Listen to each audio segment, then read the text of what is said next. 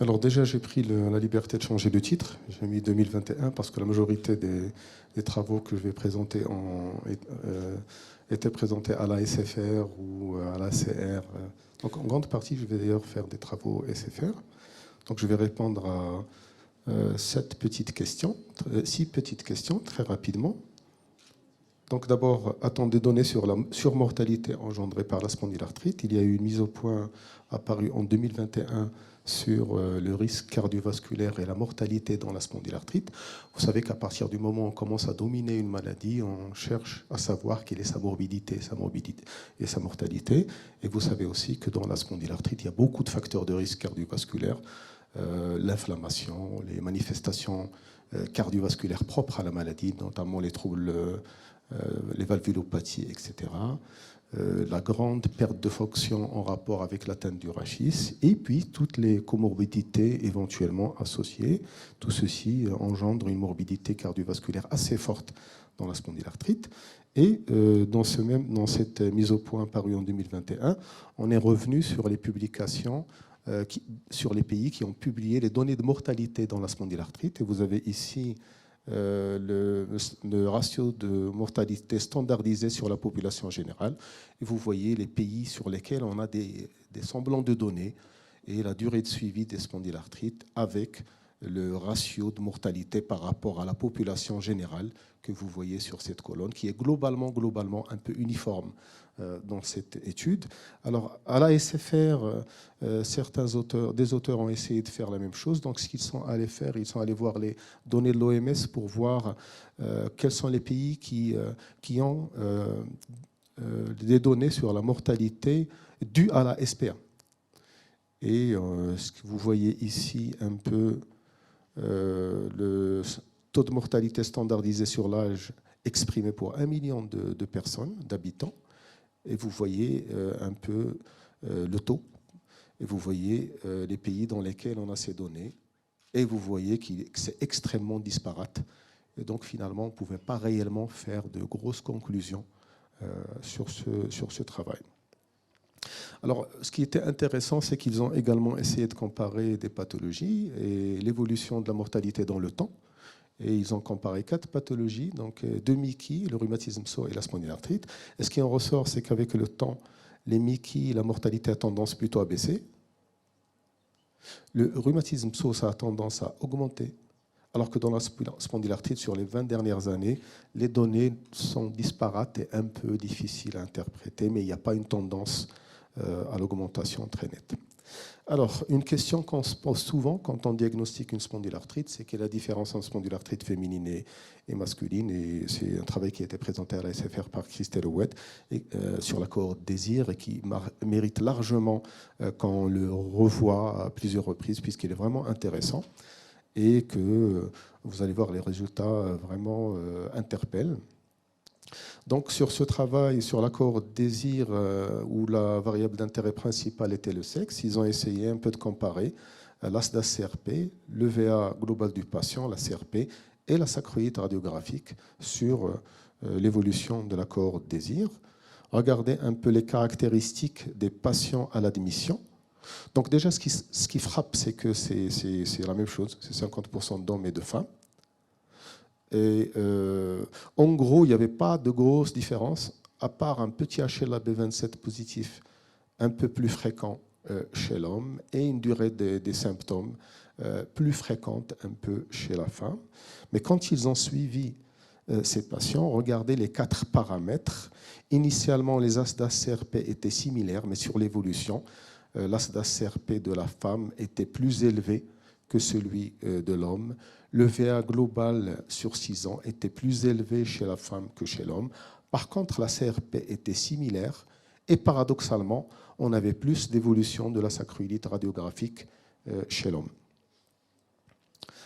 Donc, il y avait aussi un certain nombre de points qui étaient vraiment différents. On a l'impression que c'est vraiment des pathologies qui sont sensiblement différentes entre la femme et l'homme. Regardez le nombre de points sur lesquels ce n'est pas du tout la même chose, notamment tous les PRO et tous les facteurs un peu d'évaluation, de fonction, etc. Ils sont beaucoup plus élevés chez la femme, mais pas que, puisque l'indice d'anthésite, le nombre d'arthrites, etc., sont également plus élevés chez la femme, et le MSAS est sensiblement plus élevé chez l'homme. Donc, en définitive, sur ce travail, alors, vous voyez que CRP, c'est la même chose. La CRP, finalement, le profil inflammatoire sur les 6 ans, il n'y a pas de différence. Par contre, tout ce qui est paramètre à l'interrogatoire est plus élevé chez la femme. Et par contre, l'évolution structurale serait plus élevée chez l'homme. Donc, les auteurs ont juste cité les éventuels facteurs en disant que pour l'instant, on n'a pas réellement d'explication, mais il semble que c'est un peu que c'est différent et que le sexe est un facteur à prendre en considération. Et la même année, il y a eu une mise au point parue en 2021 sur la différence entre spondylarthrite féminine et masculine. Et les key messages, c'est sensiblement les mêmes. C'est qu'on a un retard diagnostique chez la femme, on a un retard parfois de biologique, et ils reviennent aussi sur la problématique de la grossesse et de l'allaitement. Alors, y a-t-il une différence entre uveiite HLA-B27 et uveiite HLA-B27 plus et moins? C'est une question qu'on se pose. On a beaucoup d'uvéites dans la spondylarthrite qui nous sont envoyées. Et ces auteurs, dans un travail à la SFR, ont essayé de voir la différence quand on diagnostique une uvéite dans la SPA. Est-ce que le HLA-B27 allait interférer sur la forme clinique de l'uvéite? Donc, on va revenir sur ce travail. Là, ça ne se perce pas. C'est une cohorte très intéressante. On va revenir dessus puisqu'on va l'analyser rapidement à part. Donc, c'est une cohorte multicentrique de spondyloarthrite périphérique essentiellement. Donc, voilà un peu les deux groupes, groupe HLA-B27 positif et groupe HLA-B27 négatif. Je passe rapidement pour vous montrer un peu ce qu'ils ont montré. Donc, globalement, les HLA-B27 négatifs, il y avait plus de femmes et plus de Mickey quand on avait un HLA-B27 négatif. Par contre, quand on avait un HLA-B27 positif, on était plus à risque de faire des rachialgies inflammatoires et d'être candidat à la prescription d'un biomédicament. Donc la conclusion, c'est que les uveites HLA-B27 négatives surviennent volontiers chez la femme, sont plutôt associées à des formes périphériques et des antécédents de Mickey, et semblent globalement moins sévères que les uveites HLA-B27 positifs. Donc je vous parlais du travail Assas-Perspa, et justement c'est un travail extrêmement intéressant. Alors, le questionnement, c'est comment se présentent les SPA périphériques. Et c'est un travail très intéressant puisqu'il a permis un peu, vous voyez le nombre de malades ici, c'est vraiment des milliers de malades sur les 4 continents. Et ce qu'ils ont essayé de faire, en fait, c'est d'analyser en fonction des continents la prévalence de la coxite, la prévalence de la dactylite, la prévalence de l'anthésite, etc. Et par exemple, en mettant en évidence que dans les formes dans l'Amérique latine, il y avait beaucoup plus de coxite et de formes beaucoup plus graves. Et ici, vous aviez aussi, en fonction du type de spondyloarthrite, est-ce que c'est un rhumatisme pso, c'est une SPA plutôt périphérique, c'est une forme juvénile, et la prévalence des différentes atteintes en fonction de la forme clinique de la spondylarthrite. Vous remarquerez par exemple que dans le rhumatisme psoriasique, il y a plus de dactylite, chose qu'on sait déjà, que dans la spondylarthrite périphérique et le rhumatisme pso, il y a beaucoup plus d'atteintes périphériques, donc, que vous voyez ici, et que dans les formes périphériques, celles qui font le plus de coxite sont les formes juvéniles. Donc c'est un travail intéressant dans la mesure où il a permis sur des milliers de patients sur les 4 continents de donner un phénotype assez précis en fonction de la latitude et de la région où on se trouve, ce qui est très intéressant. Il a aussi permis ici de voir un peu les présentations, c'est-à-dire est-ce qu'on fait une forme plutôt mono, oligo ou polyarticulaire. Alors vous verrez bien sûr que celui qui fait le plus de formes polyarticulaires, c'est le rhumatisme psoriasique, qu'en bleu ciel, toutes les formes font beaucoup d'oligo-arthrite et il y a très peu de monoarthrite. Ici, c'est les arthrites en fonction des membres. Et donc, grossièrement, vous avez beaucoup plus d'oligo-arthrite. Ici, c'est les oligo-arthrites des membres inférieurs. Il y avait beaucoup plus d'oligo-arthrite des membres inférieurs. Ça, c'est polyarthrite des petites articulations des membres supérieurs. Bien sûr, celui qui faisait le plus de polyarthrite des articulations des membres supérieurs, c'était plutôt le rhumatisme psoriasique. En tout cas, c'est une étude qui a permis d'avoir une base de données très intéressante. Et elle est aussi revenue sur le niveau de preuve des traitements dans les spondylarthrites périphériques. Vous savez qu'il n'y a pas beaucoup de molécules qui ont un niveau de preuve élevé dans les spondylarthrites périphériques par rapport aux spondylarthrites axiales. Donc, ils ont montré un peu les 2 ou 3 molécules qui avaient des essais positifs. Et vous avez ici le golimumab et l'adalimumab essentiellement.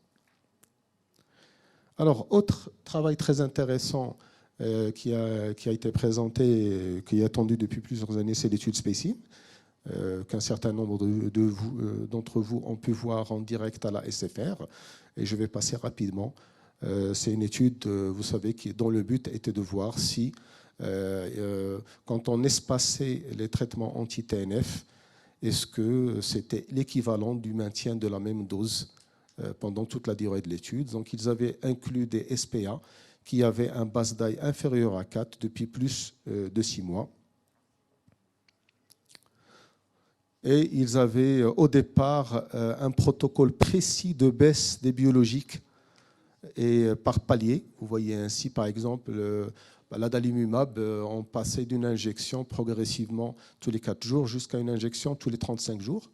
Et donc, ça permettait vraiment en gain de gagner un peu en termes médico-économiques. Et ce qui est intéressant, c'est qu'au final, à M12, c'était pratiquement similaire. Les 2 bras étaient presque sensibles. Et c'était pratiquement la même chose. Et plus de 50% des patients ont même pu atteindre l'espacement maximal des biologiques. Ici, les facteurs entre guillemets de mauvais pronostic, c'est-à-dire quand on avait un HLA-B27 positif, des comorbidités vasculaires, cardiovasculaires et un BASDAI. Le seuil, c'était BASDAI à 4, mais quand on avait un BASDAI de plus de 1,4, on avait moins de chances que la stratégie d'espacement marche. Alors, je termine par les actualités de la SPA au Maroc, très brièvement. D'abord pour dire qu'il y a eu l'actualisation en parallèle des recommandations SPA, SFR et SMR en 2021, que grossièrement, il n'y avait pas de grosses différences, puisque c'est vraiment des items qui se ressemblent, notamment aux indications des traitements de fond. Vous savez qu'actuellement, l'indication des traitements de fond, on dispose d'une large panoplie de traitements. De plus en plus, donc on a les anti-TNF, les anti-interleukine 17, les JAKI, les anti-interleukine 12-23, même ici au Maroc, on commence à avoir un peu le choix entre certaines molécules. Et l'intérêt de ces recommandations, c'est que ça va cibler, ça va nous permettre un peu d'indiquer le bon biologique en fonction du phénotype et de la manifestation extra-articulaire associée à la spondylarthrite, qu'elle soit périphérique ou axiale. Donc ici, en l'occurrence, c'est les SPA axiales. Donc par exemple, ici, l'item n'a globalement pas changé. Les traitements ciblés doivent être envisagés chez les patients en échec d'AINES. Anti-TNF, anti-interleukine 17 et 17 et JAKI. En général, c'est plutôt anti-TNF de première intention. Donc au bout de 5-6 ans d'utilisation des anti-interleukine 17, Donc, je n'ai pas eu le temps, mais il y a eu beaucoup de papiers sur le recul des anti-interleukine 17 sur les 5 ans, mais je n'avais pas le temps pour parler de ça. Mais en gros, ils n'ont pas encore détrôné de manière nette les anti-TNF en première intention. Donc, par contre, quand on a des manifestations associées, c'est là où, par exemple, quand on a une Mickey, on va privilégier plutôt un anti-TNF. Quand on a une atteinte PSO très sévère, c'est plutôt un anti-interleukine 17. Et c'est valable aussi pour les spondylarthrites périphériques. Donc voilà, donc exactement quand on a une Mickey associée ou quand on a un psoriasis associé, etc. Donc même chose pour les antélites. Alors la différence, ça c'est l'algorithme final. Donc vous avez spondylarthrite axiale périphérique et anthésite. Donc les premiers à avoir fait ça, c'était un peu le groupe GRAPPA sur le rhumatisme PSO. Mais là maintenant, on commence à se diriger un peu sur la même chose, c'est-à-dire on les fait plutôt en colonne, si c'est la forme axiale ou périphérique ou anthésitique. Le passage par les CS10 se fait essentiellement dans la spondylarthrite périphérique, alors que dans le reste, c'est plutôt les anti-inflammatoires, voire juste les gestes locaux. Alors, la différence entre les recos, c'est que du côté marocain, on a fait des recos un peu plus larges, puisqu'on a aussi inclus une partie nosologie et diagnostic. On a inclus des items spécifiques à certaines situations, notamment la fibromyalgie, mais aussi la grossesse et la vaccination. Et on a inclus aussi les indications de l'imagerie et les comorbidités, alors que les recos français, c'était essentiellement des recos plutôt thérapeutiques. On a également inclus la coxite. Alors, autre actualité marocaine, c'est qu'on commence à avoir à droite et à gauche les publications sur le registre marocain des biologiques, sur la spondylarthrite. Et je vous invite à lire les papiers. Donc, il y en a pas mal qui sortent maintenant, que ce soit sur la PR ou sur la spondylarthrite. Et c'est intéressant un peu pour voir le profil de nos spondylarthrites. Et la seule innovation sur le plan thérapeutique qu'on a connue au Maroc sur les 2 dernières années, c'est l'AMM pour le Cimzia, donc le 5e anti-TNF sur le marché. On l'attendait depuis plusieurs années. On l'a eu parce qu'il peut nous offrir quand même un certain nombre de points. On va les voir. Déjà, ça, c'est l'étude rapide Axe SPA qui est intéressante. Vous voyez que sur cette étude, la rétention est très intéressante du produit à 4 ans, à la fois sur les spondylarthrites axiales, mais également sur les spondylarthrites axiales non radiographiques.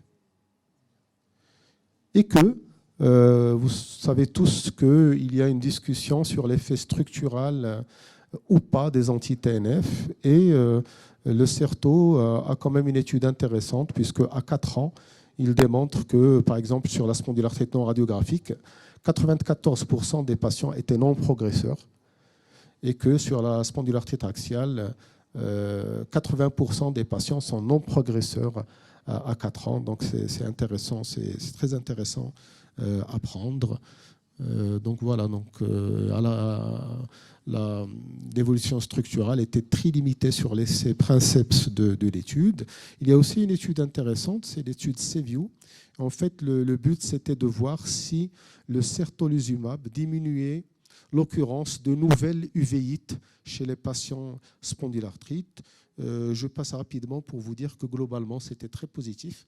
Regardez le taux de réduction de l'incidence de nouvelles uvéites antérieures durant le traitement. Et donc pour nous, c'est intéressant. Pourquoi ? Parce que quand on a des patients qui ont une uvéite, on n'avait pas beaucoup le choix. On avait l'ADA et l'infliximab, et il paraît qu'éventuellement le certolizumab dans cette indication pourrait aussi être intéressant. Donc voilà, je vous remercie.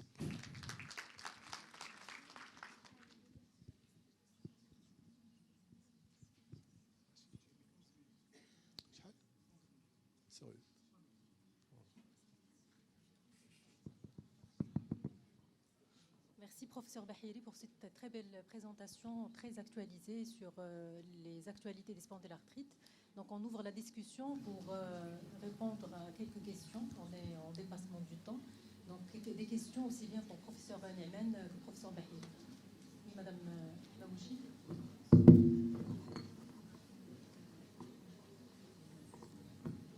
Merci pour ces excellentes présentations. C'est un plaisir de vous voir en chair et en os, comme on dit. Alors j'aurais une question pour chacun d'entre vous, si vous le permettez. La première, en ce qui concerne l'intelligence artificielle. L'intelligence artificielle est une intelligence qui utilise ce qu'on va lui apprendre. Quand on sait comment sont interprétées les radiographies standards du bassin et le manque de cohérence, entre guillemets, des lecteurs seniors sur le fait de dire est-ce qu'il y a une synchronite, oui, non. Je suis un peu gênée quand on parle d'intelligence artificielle pour lire cette radio, vu que ce qu'on lui aura donné à la base comme enseignement est entre guillemets biaisé, parce qu'on n'arrive pas vraiment à se mettre d'accord sur la radio standard. Est-ce que vous avez vu des choses en ce qui concerne le scanner à basse énergie qui, lui, serait plus amène d'être, on va dire, plus cohérent, avec une meilleure concordance? Et est-ce qu'il y a des modèles d'intelligence artificielle qui se fixe sur le scanner plutôt que sur la radio standard, scanner basse énergie? Alors pour la deuxième question, et on ne l'a pas. C'est le seul travail que j'ai trouvé, c'est celui sur le scanner. Alors pour la première question, ça dépend de la qualité, comment les images ont été surtout annotées par les médecins. Par exemple, pour les spondylodicites, parce qu'il y a un autre modèle qui permet de détecter les spondylodicites infectieuses sur des images. Donc il faut faire vraiment du bon apprentissage, montrer quelles sont les limites géographiques d'une vertèbre, lui montrer qu'est-ce que c'est qu'un pincement discal, qu'est-ce que c'est qu'une géode, qu'est-ce que c'est qu'un abcès. Et c'est comme ça comment on peut faire vraiment un algorithme d'auto-apprentissage. C'est vrai que si on fait du mauvais apprentissage sur des sacroiliides douteuses, c'est vrai que la machine ne va pas s'en sortir. Ça va de soi. Il faut vraiment du bon apprentissage sur des images bien annotées. C'est comme ça comment on peut avancer. Je ne sais pas si j'ai bien répondu à ta question. Oui, parfait. M. Bahiri, c'est par rapport à... Je ne pouvais pas ne pas rebondir sur le désir et l'étude de Christelle, différence hommes-femmes spondyarthrite. On approche du 8 mars. On est à prédominance féminine dans la salle. Alors, il y a eu beaucoup de discussions sur cette étude, sur le fait de se dire, est-ce que le profil des spondyarthritiques masculins et féminins était vraiment différent, ou est-ce que notre manière de les prendre à charge était différente? Est-ce que la douleur, quand elle est rapportée par une femme, a le même impact et le même poids dans la prise de décision, et notamment la prescription de biothérapie, que quand elle est reportée par un homme? Il y a eu des publications qui ont été faites sur des douleurs cardiaques, des précordialgies, et on a montré qu'il y avait une réelle perte de chance si c'était une femme qui s'amenait aux urgences dans des services américains. Non mais c'est vrai, c'est une souris. Donc la question est, si on veut analyser les résultats de l'étude désir, est-ce que, selon votre expérience, vous pensez qu'il y a vraiment une différence phénotypique homme-femme dans la spondyarthrite, ou est-ce que quand on voit que c'est par rapport au PRO, ce serait plus par rapport à notre manière de prendre en charge ces patients-là? Qu'est-ce que vous en pensez? Clairement, il n'y a pas que ça. Il n'y a pas que ça. Moi, j'ai assisté à la discussion et il n'y a pas que ça, c'est-à-dire le fait qu'il y ait un peu plus d'évolution structurale chez l'homme, le fait qu'il y ait plus d'arthrite périphérique chez la femme, le fait qu'il y ait plus de HLA-B27 chez l'homme. Clairement, les maladies sont un peu différentes. Il n'y a pas juste la perception de la douleur, parce que finalement, ça a beaucoup tourné sur les PRO, le VA, mais il n'y a pas que ça. On a l'impression que les maladies sont un peu sensiblement différentes. D'ailleurs, on a même posé la question sur l'association ou pas de fibromyalgie, parce qu'ils n'avaient pas de données sur la fibromyalgie sur les premières années. Et voilà, il y a un certain nombre de données pour dire qu'il y a clairement un phénotype qui est un peu différent, et que cette notion d'indication biologique sur les simples l'ASDA-CRP peut être problématique plus chez la femme que chez l'homme, et que peut-être justement la discussion tournait sur peut-être qu'il faut modifier carrément les instruments, et que chez l'homme et la femme, il y ait des indices validés de manière un peu différente. Mais on n'a pas réellement répondu à ça. Moi, je me rappelle un peu quand on a posé la question à Cédric Lucas, j'ai trouvé que sa réponse était assez pertinente. C'est sûr que pour un même état de la maladie, c'est-à-dire si on avait un gold standard pour mesurer l'état d'activité comme l'hémoglobine glyquée, Bah, peut-être que le vécu ne serait pas le même non plus. C'est-à-dire que le vécu serait peut-être pire chez la femme que chez l'homme. Le vécu aussi est un peu différent. Mais c'est à chaque fois un terrain un peu glissant. Donc la discussion, les auteurs louvoient un peu parce qu'ils aient fumé. Mais bon, mais les phénotypes sont différents. Merci.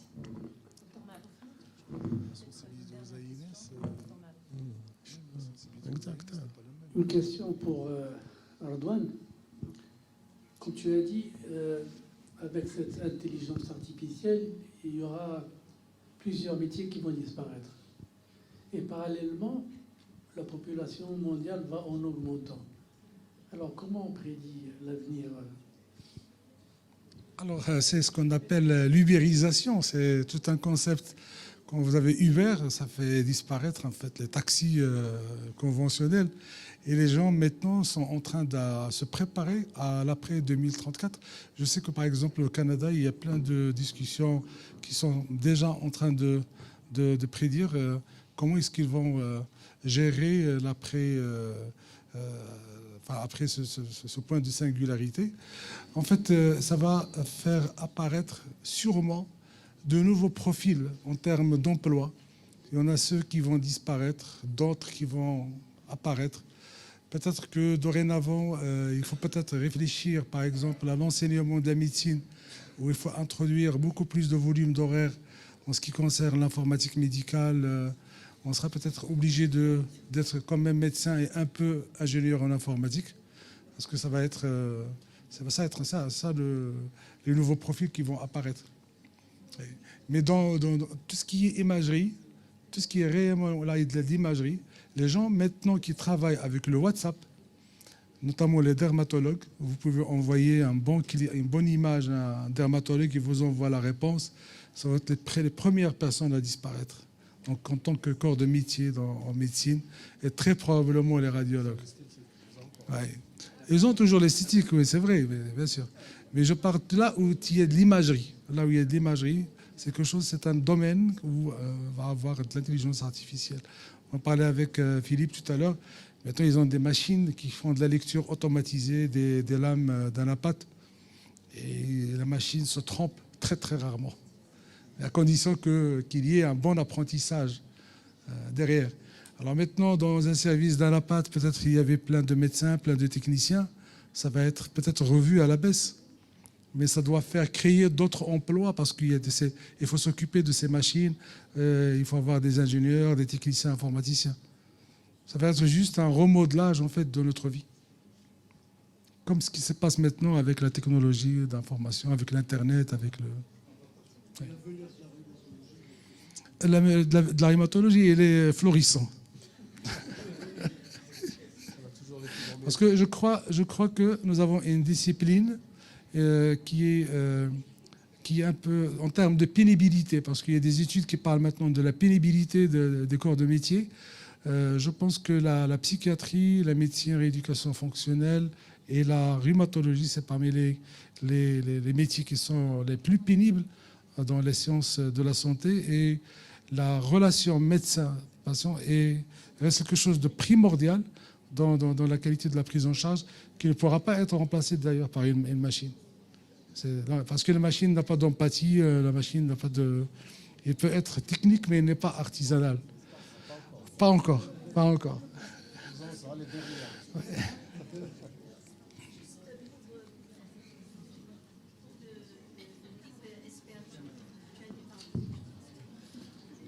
Deep Expert Tool, tu as dit que vous pouvez le télécharger, mais qui n'est pas validé, donc il ne faut pas l'utiliser ou quoi? C'est-à-dire que ce n'est pas encore validé, il n'a pas encore la validation en tant que technique médicale. Ils ne peuvent pas, par exemple, le commercialiser, par exemple. C'est encore dans le domaine de la recherche. Le projet Horos, c'est toujours de la recherche. Mais il vaut mieux ne pas l'utiliser. Pour le moment, c'est plutôt un gadget qu'une technique. Mais qui est valide hein, en termes de biostatistiques, en termes de valeur intrinsèque. C'est solide, hein, c'est vraiment du solide. Mais je pense que pour les agences réglementaires, il faut peut-être y a tout un processus pour la validation, pour l'utilisation, je crois. Une dernière question pour Dr. Moussa. Oui, ma question c'est pour Rachid. Oui, c'est malgré la biothérapie, le diagnostic précoce des SPA, on compte toujours avoir des complications cardiovasculaires qui sont vraiment inquiétantes. C'est dû à quoi ça?